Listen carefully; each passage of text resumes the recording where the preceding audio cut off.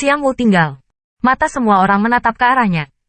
Siapa yang mengira bahwa kelompok tentara bayaran kecil yang telah diintimidasi sebelumnya akan mengetahui karakter seperti itu. Dan itu persis karakter legendaris yang ada di langit. Namun, dengan tatapan sekarat Wang Kunba, ada sebuah harapan di dalam hatinya.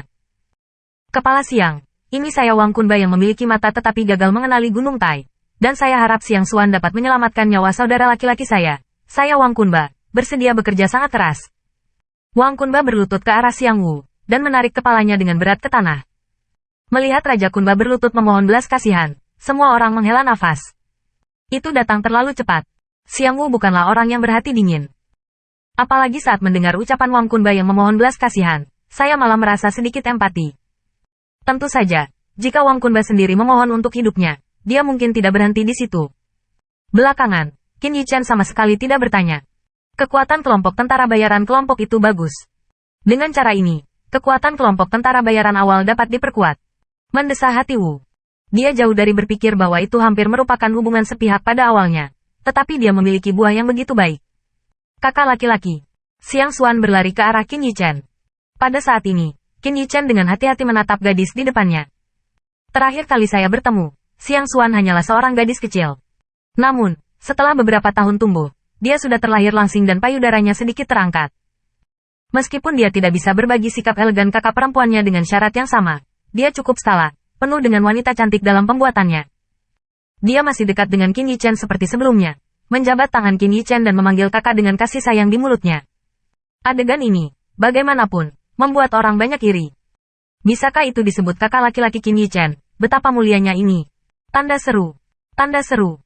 Hehe, Qin Yichen menggosok rambutnya dan ingin berbicara sedikit dengannya. Tetapi Xiang Xuan cemberut dan berkata, kakak, Xuan tidak akan tumbuh tinggi. Kamu nona kecil. Qin Yichen dengan keras menggosoknya beberapa kali sebelum menyerah. Wow, kakak perempuan ini sangat cantik, seperti peri. Mata Xiang Xuan tertuju pada angin sisi Qin Yichen 1000 salju, berteriak kaget. Angin 1000 salju masih berupa gaun putih, berdiri di sana dengan ramping. Di sekelilingnya, tampak ada lingkaran cahaya putih, seolah-olah Dewi akan datang. Gayanya luar biasa, dan mencolok. Ketika dia mendengar kata-kata Xiang Xuan, mulutnya bergerak sedikit, membentuk lengkungan yang indah.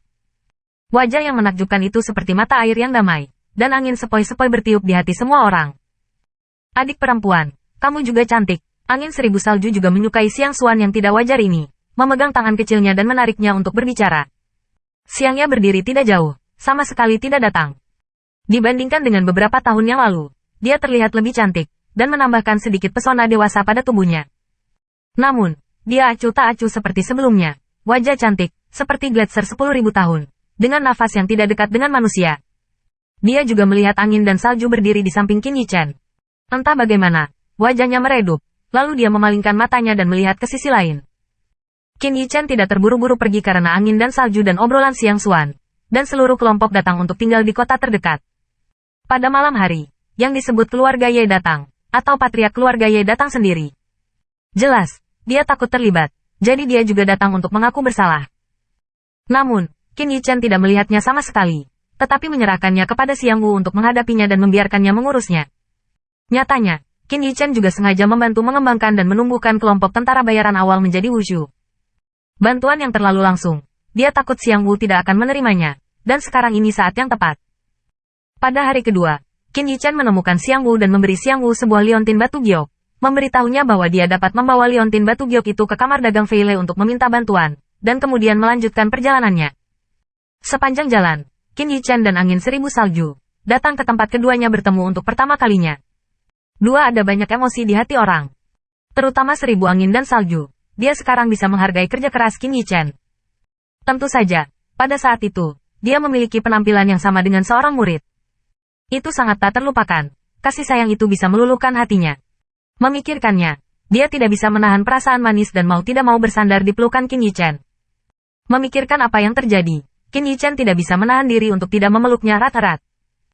Memikirkan sesuatu tentang Ouyang Haotian, suasana hatinya agak rumit, dan ada kabut di matanya. Dia awalnya mengira bahwa dengan kematian keluarga aristokrat Ouyang, masalah ini akan berakhir. Tetapi dia tidak menyangka bahwa konspirasi yang lebih besar akan muncul, dan tujuannya tetap angin dan salju. Berpikir, dia tidak bisa tidak menjadi wanita cantik dalam pelukan erat, tatapan tekad di matanya. Tidak peduli siapa itu, tidak peduli kekuatan apa, selama dia berani menarik perhatian wanita itu, dia akan menghancurkannya. Tanda seru, tanda seru, tanda seru, tanda seru. Kakak Yi-chen, kamu sepertinya sudah lama tahu bahwa orang itu akan buruk bagiku. Angin dan salju di lengannya sepertinya memikirkan masa lalu, dan dia penasaran, dan dia tidak bisa menahan diri untuk bertanya. Pada awalnya, dia sangat mempercayai Ouyang Haotian sehingga dia dianggap sebagai kakak laki-laki, tetapi dia tidak menyangka bahwa pikirannya begitu jahat. Saya pikir itu baik untuk diri saya sendiri, tetapi pada akhirnya, saya hanya menunggu roh bela diri saya bangun, dan kemudian memiliki roh bela diri saya. Dan dia bertanya-tanya mengapa Qin Yi Chen sejak awal menyuruhnya menjauhkan diri dari Ouyang Haotian. Tentu saja saya tahu, Qin Yi Chen menatapnya dalam pelukannya, matanya mengekspresikan kasih sayang. Tidak peduli apa, hidup ini, dia tidak akan pernah membiarkan dirinya meninggalkan penyesalan. Kakak Yi Chen, 1000 Sue merasa bahwa kamu adalah malaikat yang dikirim oleh surga untuk menjaga 1000 salju. Feng 1000 Snow mendongak, menatap matanya yang penuh kasih sayang, matanya agak kabur. Cara berpikir lama. Dua orang menyukai kata-kata. Dua orang datang ke keinginan lagi. Di sini, waspada bukan di gunung berapi. Meski masih berupa gurun, banyak tumbuhan hijau yang tumbuh.